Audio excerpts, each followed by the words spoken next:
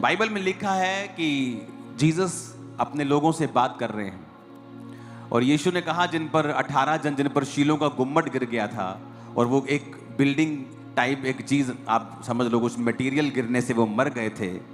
क्या वो दूसरे जो यरूशलेम में लोग रहते थे, क्या वो उनसे ज्यादा पापी थे कि उन पे ये मुसीबत आई? जीसस ने कहा नहीं, वो ज्यादा पापी नहीं थे, परंतु उन्होंने मन नहीं फिराया था। कई बार हो सकता है आपका अविश्वासी मित्र एक बड़े पाप में हो और आप उसकी जिंदगी को देखते हो कि ये भी तो बहन है, ये भी तो चुगली करती है। खुद विस्लिंग को सुनो। यहां आकर अंदर जो एसी में बैठे ने बाहर निकालो दो जनों को, ओके? यहां खड़े हुआ करो साइड पे और देखो कहां क्या हो रहा है। और जीसस ने पूछा क्या वो ज्यादा पापी थे? कहते प्रभु पता नहीं। कहते जीसस कहते नहीं, वो ज्यादा पापी नहीं थे। हमें लगता है ये भी औरत तो चुगली कर रही है, ये मेरी ग्वांडन भी तो चोरी करती है बिजली की, ये भी तो कुंडी डालते ही हैं, ये मेरा साथी है, ये भी तो पेट्रोल चोरी करता है, ये भी तो गलत तरीके से बॉस से पैसे लेता है, इसको तो कुछ नहीं होता। लेकिन जीसस ने कहा ऐसा नहीं है। जिन पर शीलों का गुम्मट गिरा वो ज्यादा पापी नहीं थे, बल्कि उन्होंने मन नहीं फिराया था। यानी वो वचन को जानते थे और वचन जानते हुए भी उन्होंने मन नहीं फिराया था। हो सकता है यरूशलेम में रहने वाले लोग उनसे भी ज्यादा पापी हों, लेकिन मौत किन पे आई? जिनको वचन मालूम था और उन्होंने मन नहीं फिराया था। आप बाइबल को पढ़ के देखो, बिगेस्ट मिरेकल लोगों की लाइफ में तब शुरू हुए हैं जब उन्होंने मन फिराया है। जीसस का पहला प्रचार था मन फिराओ। यूहन्ना बपतिस्मादाता क्या बोलता था? मन फिराओ।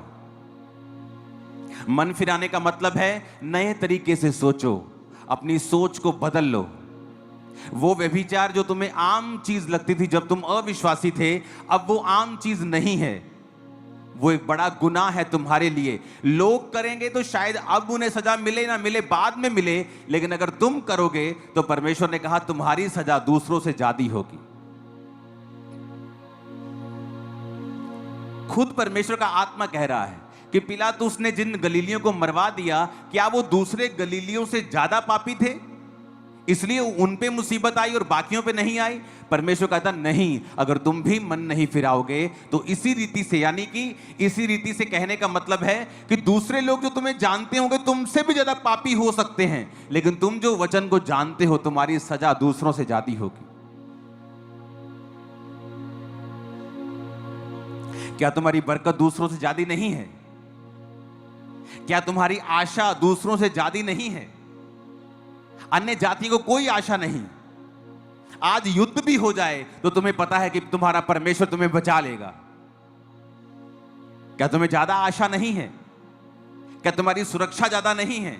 क्या तुम्हारी ब्लेसिंग ज्यादा नहीं है? दूसरे को कोई बीमारी होगी उसे पता है मैं गया, क्रिश्चियन को होती उसे पता है कि मैं प्रार्थना कर सकता हूं और चंगा हो सकता हूं। क्या तुम्हारी पोजीशन ऊंची नहीं है? अगर तुम्हारी पोजीशन ऊंची है, तुम्हारी आशीष ज्यादा है, तुम्हारी आशा ज्यादा है, तुम्हारी बरकत ज्यादा है, तो तुम्हारी सजा भी ज्यादा है। जो तो साइकिल पे खड़ा है उसे क्या चोट लगेगी, गिर जाएगा, लेकिन जो 200 की स्पीड से गाड़ी में जा रहा है, अगर वो एक्सीडेंट होता है तो उसकी चोट भी ज्यादा है। तो परमेश्वर ने कहा तुम अगर मन नहीं फिराओगे तो इसी रीति से नष्ट होगे कि दूसरे लोग जो तुमसे ज्यादा अपराधी हैं, हो सकता है उनको वचन ना मालूम हो, लेकिन तुम जो वचन के जानकार हो, अगर तुम वही गुनाह और पाप करोगे तो तुम भी उसी रीति से नष्ट होगे कि हो सकता है तुम्हारा पाप कम हो लेकिन तुम्हारी सजा उन लोगों से ज्यादा होगी। क्या कहा परमेश्वर ने? तुम अंगूरों की वेल हो।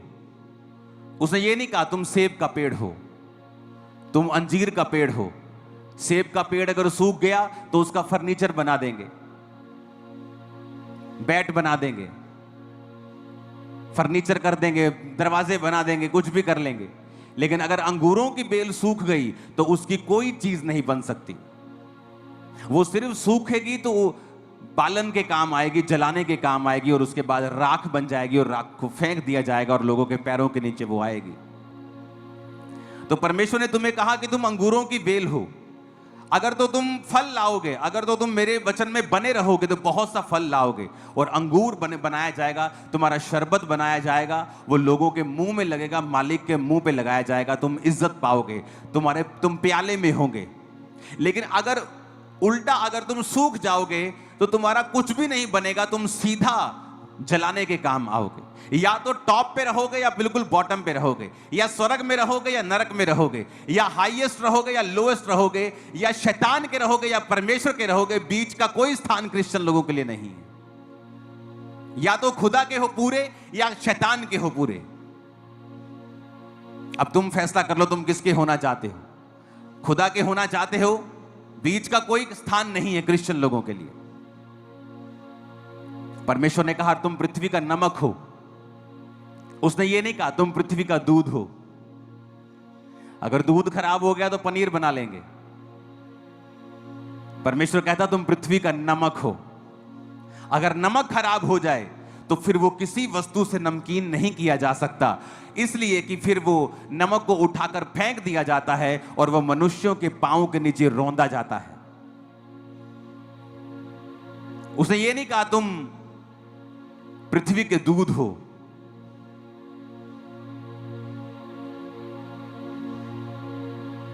तुम पृथ्वी की गाजर हो, तुम पृथ्वी के सेब हो। उसने नहीं कहा। कहता तुम पृथ्वी के क्या हो? नमक हो। हर चीज तुम्हारे द्वारा स्वादिष्ट बनेगी। आप दुनिया की बेस्ट चीज लेके बनाओ और बिना नमक डाल के उसे खा के देखो, आपको मजा नहीं आएगा। नमक प्रिजर्व करता है। आप अचार को लंबा चलाना चाहते हैं, नमक डालना पड़ेगा। चीज को खराब होने से बचाना चाहते हैं, नमक डालना पड़ेगा।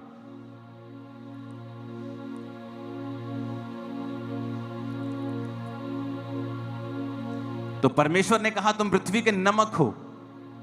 या तो तुम सीधा बेस्ट काम करोगे कि स्वाद लेके आओगे, या फिर सीधा जमीन पे गिरा दिए जाओगे। इसलिए आप देखोगे जो क्रिश्चियंस लोग हैं और प्रभु के वचन पे नहीं चलते, अगर आप उनके घरों में जाकर देखेंगे उनकी हालत अविश्वासियों से बदतर होती है।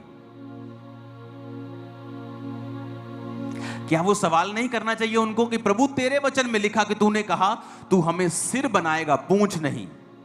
तू हमें अन्य जातियों से श्रेष्ठ करेगा, यही तो तेरी बुलाहट है। क्या कहा परमेश्वर ने इस्राएलियों को कि मैं तुझे इसलिए चुनता हूं कि तू साइज में, गिनती में थोड़े थे, अब मैं तुम्हें चुनकर तुम्हारे आसपास की जातियों से तुम्हें श्रेष्ठ करूंगा, ताकि मेरे नाम की महिमा हो कि ये जाति इसलिए श्रेष्ठ है क्योंकि इनका परमेश्वर यहोवा है, इनका परमेश्वर यीशु मसीह है। लेकिन प्रभु ने कहा कि तुम पृथ्वी के नमक हो। लेकिन अगर नमक का स्वाद बिगड़ गया तो वो पैरों के नीचे रौंदा जाएगा, उसको नमकीन नहीं बनाया जा सकता। अगर नमक में रेत मिल गई, अगर नमक में मिट्टी मिल गई, खराब हो गया, उसको अलग अलग नहीं किया जा सकता, वो साफ नहीं किया जा सकता, वो काम में नहीं लाया जा सकता। फिर वो सिर्फ जमीन पर फेंक दिया जाएगा और मनुष्य को पांव के नीचे वो आएगा।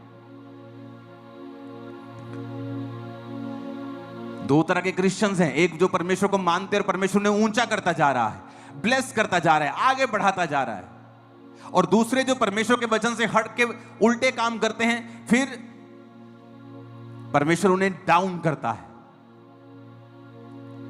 इसलिए आप कई क्रिश्चियन घरों में अगर आप चले जाएंगे, उनकी जो हालत है वो अविश्वासी लोगों से भी बुरी है। क्यों?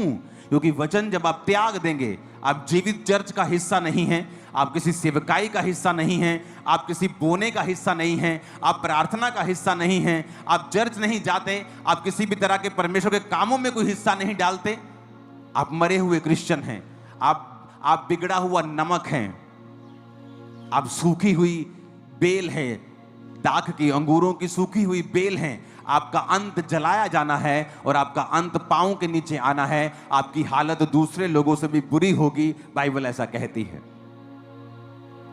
क्योंकि बाइबल ये भी कहती है, अगर तू मेरी सेवा करेगा, मेरे साथ चलेगा, वफादार रहेगा, मैं तुझे अन्य जातियों से श्रेष्ठ करूंगा। समय तो दो परमेश्वर को ऐसा काम करने का, समय तो दो उसे 10, 15, 20 साल अपनी जिंदगी के देकर देखो, उसको पूरी तरह से वचन पे चल के देखो, फिर परमेश्वर किस तरह से रास्ते निकालता है, वो किस तरह से डिवाइन हेल्पर्स के आपकी लाइफ में एंट्री करता है, किस तरह से आपके माइंड को चेंज करता है, आपकी सिचुएशंस को चेंज करता है, आपके फाइनेंस को चेंज करता है, आपकी जिंदगी में ऐसी घटनाएं करता है जो आपने प्लान नहीं की, लेकिन परमेश्वर का आत्मा आपको आगे लेके जाएगा। और ये भविष्यवाणी है कि आज से वो आपको आगे ही लेके जाएगा और बरकत देगा। आपको भरोसा रखना है।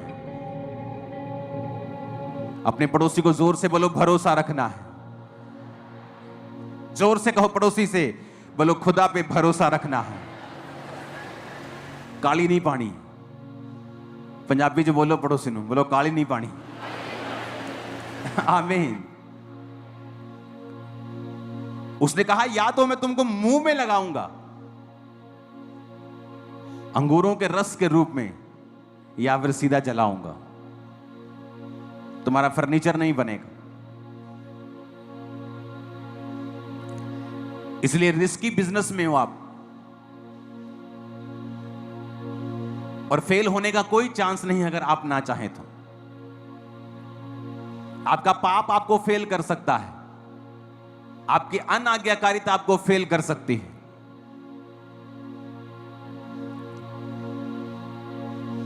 हालेलुया।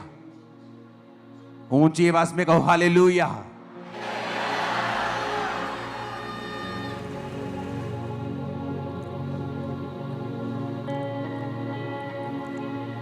तो आपको यह बात बड़े ध्यान से समझनी है कि क्यों परमेश्वर ने मुझे पृथ्वी का नमक कहा है, क्यों मेरे परमेश्वर ने मुझे अंगूरों की बेल कहा है। उसने कुछ किसी कारण कहा है।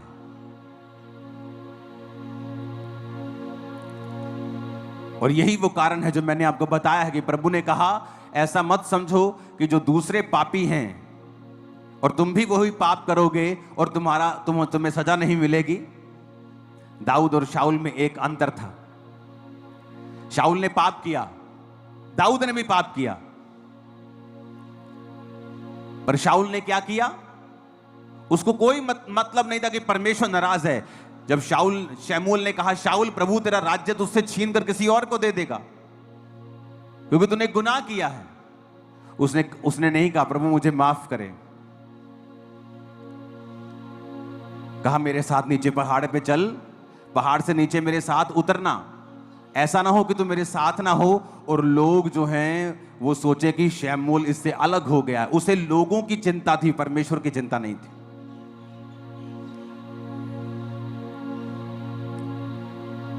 उसे परमेश्वर की चिंता होनी चाहिए थी। दाऊद दूसरी तरफ जब पाप करता है और जब नातान नबी उसके पास आता है तो नातान नबी कहता है कि तूने गुनाह किया। दाऊद कहता परमेश्वर मुझे माफ करे। नातान कहता प्रभु ने तुझे माफ कर दिया। हालांकि दाऊद को उसकी सजा मिली, प्रभु ने उसे सजा दी, प्रभु ने उसे राजा की गद्दी से नहीं हटाया, लेकिन हां उसे बहुत ह्यूमिलेशन का, उसे बेइज्जती का सामना करना पड़ा और उसके घर में विद्रोह हुआ। जैसा उसने तलवार से दूसरे को मरवाया था, यानी जो कुछ उसने बोया था वैसा उसको काटने को मिला। हाथों को उठा के ऊंची आवाज में हालेलुया बोलो।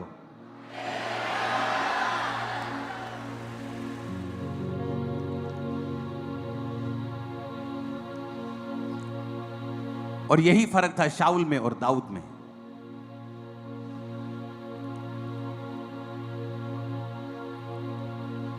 आप कोई गलती करता है, आप सदूकी और फरीसी बन जाते हैं। तो वचन कहता है जब एक औरत को जो व्यभिचार में पकड़ी गई थी, कहां लिखा था व्यभिचार नहीं करना? पुराने नियम में, यानी वो खुदा का वचन था। खुदा के वचन के आश्रय से लोग आपको मारना चाहते हैं आज।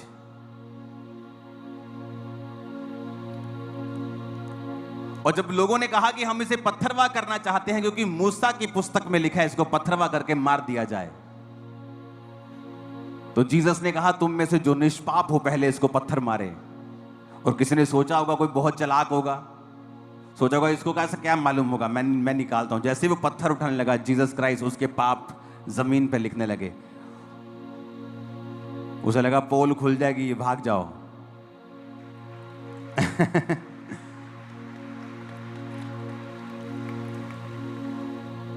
बहुत बार लोग आपको बोलते हैं कि फलाने बंदे ने पाप किया जी, आपने उसको क्या पनिशमेंट दी। दो तरह के पाप होते हैं। एक है कि चर्च में कोई व्यक्ति है जिसने पाप किया, आपने उसको बुलाया और कहा तू व्यभिचार कर रहा है, इसलिए तू इस पोजीशन पे बना नहीं रह सकता। वो कहता है हाँ मैं उस लड़की को नहीं छोड़ सकता, ठीक है, तुझे सस्पेंड किया जाता है। क्योंकि लोग बड़े मैसेज करते हैं उसने ऐसा कर दिया, उसने ऐसा कर दिया। बुलाया मैंने लोगों को, मैंने कहा तुमने ये गुनाह किया है, ये पाप है, चाहे व्यभिचार हो चाहे किसी और के आगे झुकना हो, ये गुनाह है, तुमने किया है। जब अगले की आंख में पहले से ही 10,000 आंसू हैं तो परमेश्वर कहता अगर तेरा भाई माफी मांगता है तो उसे क्या कर, माफ कर।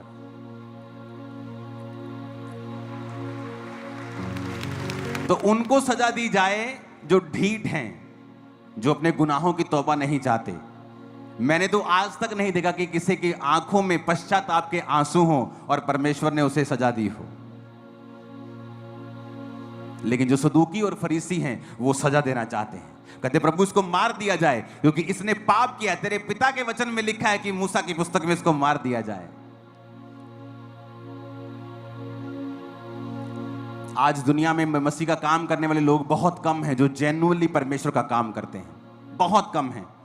फेसबुक विद्वान आपको बहुत मिलेंगे जो सारा दिन कुछ नहीं करते, सिर्फ फेसबुक पे लिखते हैं और क्रिश्चियनिटी के लिए एक डक्का नहीं हिलाते, काम एक सोटी तक नहीं पकड़ते, डरते हैं हर चीज से, धरती पे कोई रूह नहीं बचाते, कोई काम नहीं करते।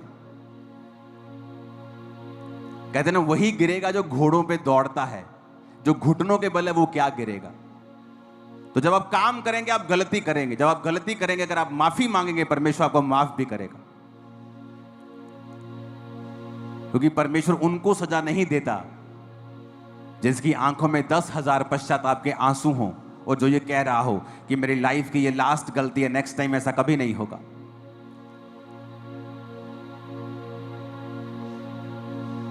काश प्रभु यीशु मसीह सच में कहीं तू फरीसियों के जैसा नहीं था। तो पतरस ने जब परमेश्वर का इनकार किया था, परमेश्वर कहते मैं तेनू क्या सी ना, मैं तेनू क्या सी कि तू मेरा इनकार करना, जा पा जा, हूं मैं तेनू नहीं बुलाना। बाइबल कहती जब पतरस गिरा यीशु मसीह पास जाके पतरस को बोले पतरस किदा ठीक ठाक, do you love me Peter? हाँ प्रभु मैं तुझसे प्यार करता हूं। दूसरी बार क्या तुम मुझसे प्यार करता है? हाँ प्रभु मैं तुझसे। तीसरी बार पतरस शक में चला गया, प्रभु तुम मुझसे बार बार क्यों पूछ रहे हो? परमेश्वर ने कहा तूने 3 बार मेरा इनकार किया था, अब 3 बार मेरा इकरार भी करके मैं तुझसे प्यार करता हूं। हालेलुया। तो वो कौन बना? चेलों का अगुवा था वो, कलीसिया का खंबा था वो। क्योंकि आज भी सदूकी फरीसियों की आत्मा कलीसियाओं में काम करती है, वो नष्ट करना चाहते हैं एक दूसरे को। वचन कहता है जब आप कुलस्सियों 3 उसकी 13 आयत में पढ़ते हैं, यदि किसी को किसी पर दोष देने का कारण हो तो एक दूसरे की सह लो, एक दूसरे के अपराध क्षमा करो, जैसे प्रभु ने तुम्हारे अपराध क्षमा किए वैसे ही तुम भी करो। लेकिन आज इफिसियां 4 उसकी 32 में लिखा है एक दूसरे पर कृपाल और करुणामय हो, और जैसे परमेश्वर ने मसीह में तुम्हारे अपराध क्षमा किए वैसे ही तुम भी एक दूसरे के अपराध क्षमा करो। मैं आपको फिर से कह रहा हूं, जो लोग मसीहत में काम कर रहे हैं, चाहे वो एक्शन कमेटी हो, खामरा चर्च हो, आने वाले समय में वो 10,000 गुना चमकने जा रहे हैं और बड़े काम करने जा रहे हैं। क्योंकि जो पश्चाताप के आंसू होते हैं वो आदमी को बहुत आगे ले जाते हैं। जो ढीठ आदमी होते हैं वो हटा दिए जाते हैं। और दाऊद पश्चाताप किया, रोया, और शाऊल को अपनी चिंता थी, दाऊद को परमेश्वर की चिंता थी। तो दाऊद इसीलिए आगे बढ़ा और लाइफ टाइम ऐसा राजा था वो जिसे उसकी गद्दी से कोई हटा नहीं पाया। बूढ़ा होकर अपनी उम्र को भोग कर वो परमेश्वर में सोया और उसका बेटा उसके स्थान पर राजा बना। आपके परमेश्वर के साथ रिलेशनशिप है? आप पीछे मत जाएं। शैतान ने कुछ आपके लाइफ में कुछ किया, आपने कुछ गलती की, आगे बढ़ें, उस गलती को फिनिश करें, आगे बढ़ें, फास्टिंग करें, रोजे रखें, एक नए अटैक के साथ, नई फायर के साथ शैतान के राज्य को फिर से खत्म करें। हालेलुया। और मेरा बिलीव है आने वाले समय में आप एक बड़ी बेदारी का कारण होंगे, एक बहुत बड़ी बेदारी, बहुत बड़ी बेदारी, बहुत बड़ी बेदारी। आप खुद हैरान होंगे कि किस तरह से नदियों की तरह लोग परमेश्वर में आ रहे हैं। हालेलुया।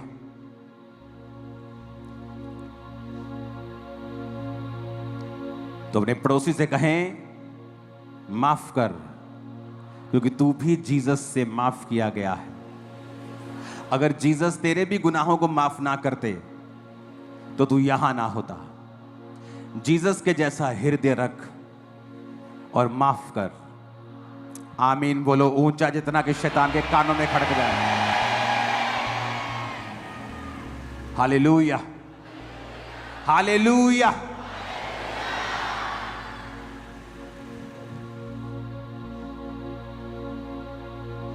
प्रार्थना कर ताकि तू परीक्षा में ना पड़े। आपको लगता है आपका शरीर हावी हो रहा है, आप किसी समाज के बहकावे में आ गए, या आप व्यभिचार के बहकावे में आ गए, या आप नशे के बहकावे में आ गए, क्योंकि आपके शरीर की अभिलाषा आप पर हावी हो गई, तो रोजे रख लो। आप जैसे रोजे रखेंगे आपके शरीर की अभिलाषाएं मर जाएंगी। आपको शरीर तंग करता है, रोजे रख लो। व्यभिचार तंग करता है, रोजे रख लो। आपके शरीर में ऐसी गंदी आदतें हैं, आपके जीवन में ऐसी चीजें हैं जिनसे आप नफरत करते हैं लेकिन आप रोक नहीं सकते उन्हें, रोजे रख लो। आप रोजे रखेंगे, प्रार्थना करेंगे, प्रभु आपको ग्रेस देगा। आप उन चीजों को तोड़ दोगे, उस सारे बंधनों को आप तोड़ दोगे।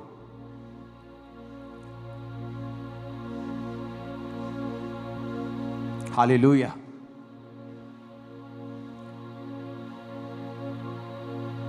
हमें वही स्पिरिट रखनी है जो जीसस के अंदर थी। कुछ ऐसे लोग होते हैं जो अपनी गलती गुनाह को मानते नहीं, बल्कि आगे से चौड़े हो जाते हैं। और दाऊद की तरह भी कुछ होते हैं जो बोलते हैं हाँ हमसे मिस्टेक हो गई। हम पश्चाताप करते हैं, हम फास्टिंग में पश्चाताप करते हैं, हम आंसुओं के साथ पश्चाताप करते हैं। नेक्स्ट टाइम से ऐसा लाइफ में कभी नहीं होगा। कुछ लोग ऐसे भी होते हैं। तो ऐसी कैटेगरी में हो जो हर वक्त परमेश्वर के साथ रहना चाहता है, जो काम करना चाहता है। और जीसस का काम है रिस्टोर करना, नाश करना नहीं। वो आपको रिस्टोर करेगा, आपके परिवारों समेत फिर से बनाएगा। आपको जो टूटा हुआ है फिर से बनेगा। यीशु मसीह का आत्मा कह रहा है डिलीवरेंस मीटिंग है, आपका परिवार जोड़ा जाएगा, फिर से टूटा हुआ परिवार फिर से जुड़ेगा, फिर से जुड़ेगा। टूटा हुआ परिवार जो आपका टूट चुका है फिर से वो जुड़ना शुरू होगा। जो फाइनेंस बिजनेस गिर चुका है वो फिर से बढ़ना शुरू होगा यीशु मसीह के नाम। आपकी नौकरी के ऊपर आप बरकत को पाएंगे और फेवर को पाएंगे यीशु मसीह के नाम। सारी अंधकार की शक्तियां श्रापित हो जाएंगी आपकी लाइफ में। मैं भविष्यवाणी करता हूं आज से उनका कोई असर आपकी लाइफ पे नहीं होगा। आमीन। ऊंचाई आशीष आपकी है चर्च। हालेलुया। खड़काओ जोर से। हालेलुया। शैतान का राज्य ऐसे हिलने वाला नहीं है, उसको खड़काना पड़ेगा। हालेलुया। उसको हिलाना पड़ेगा, उसको झिझोड़ना पड़ेगा शैतान के राज्य को। आत्मा में मजबूत रहें, प्रार्थना में तैयार रहें। आने वाले समय में जहां भी आपको खड़े होना पड़ता है परमेश्वर के लिए, चर्च के लिए, लोगों के लिए, क्रिश्चियनिटी के लिए, बिना मैसेज जाए स्पेशल कि मुझे मैसेज आएगा मैं तब खड़ा होऊंगा, खड़े हो जाना खुदाबंद के लिए। मैं आपको सच कह रहा हूं, परमेश्वर आपकी ओर देख रहा है। यह भविष्यवाणी थी कि पूरे वर्ल्ड से ऐसे लोग जो इंडियंस नहीं थे, भविष्यवाणियां की गई थी कि पंजाब से बेदारी शुरू होगी जो पूरी दुनिया तक जाएगी। वो लोग शायद पंजाब में आए भी ना हो जिन्होंने पंजाब के लिए भविष्यवाणी की थी। परमेश्वर जानता था क्या होने वाला है, वो जानता है क्या होने वाला है। शैतान को भी मालूम है क्या होने वाला है। आओ मिलकर प्रार्थना में रहेंगे, फास्टिंग में रहेंगे, उसके राज्य के लिए काम करते रहेंगे, और मेरा पिता, मेरा परमेश्वर जब आपको उसके राज्य के लिए वफादारी के साथ काम करता हुआ देखेगा, वो आपको सुरक्षित रखकर, आपको आशीषित कर कर ऊंचा लेके जाएगा। और हर वो आंख जो आपको शर्मिंदा देखना चाहती है, खुद शर्मिंदा होगी यीशु मसीह के नाम में। मैंने कहा हर वो आंख जो आपको नीचा देखना चाहती है, खुद नीचे होगी, तो आपकी आंख नीचे नहीं होगी। लोग इंतजार कर रहे हैं कब आप गिरें और वो आपका फायदा उठाएं। मैं यीशु मसीह के नाम में भविष्यवाणी करता हूं, ये घमंड नहीं, वो लाइफ टाइम वेट करते हुए मर जाएंगे, लेकिन आपको गिरता हुआ कभी ना देखेंगे। आमीन। मेरे को ऊंचा चाहिए और साथ चाहिए यीशु मसीह के नाम में।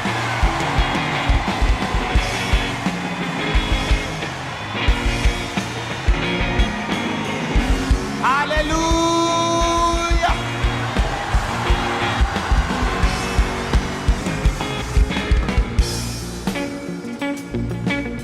आमीन। ऐसा है हमारा परमेश्वर।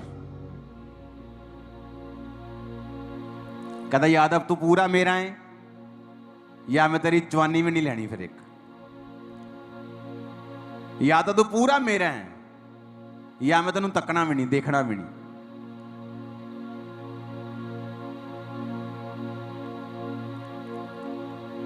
अपने पड़ोसी को बोलो तुम नमक हो, अपना ध्यान रखना। आमीन। आप जानते परमेश्वर ने अब्राहम को क्या कहा था? मैं तेरी संतान को रेत की तरह, रेत की बालू के किणकों की तरह बनाऊंगा। इतने अनगिनत होंगे।